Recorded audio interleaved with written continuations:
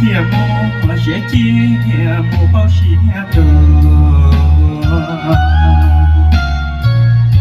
天莫大落我落草摘，不知这里路寂寞高。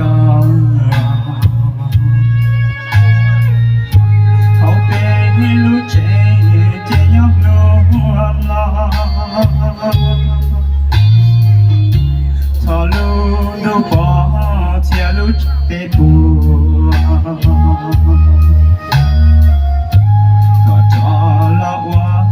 北极融入。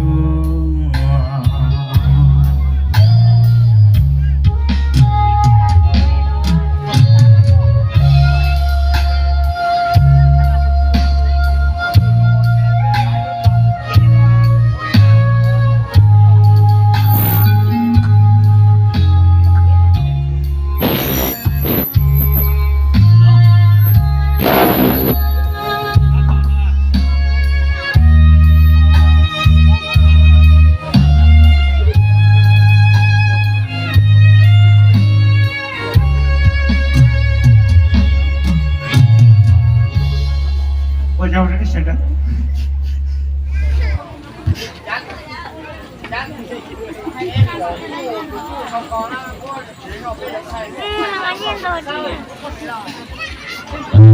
ธรรมดาอย่างตัว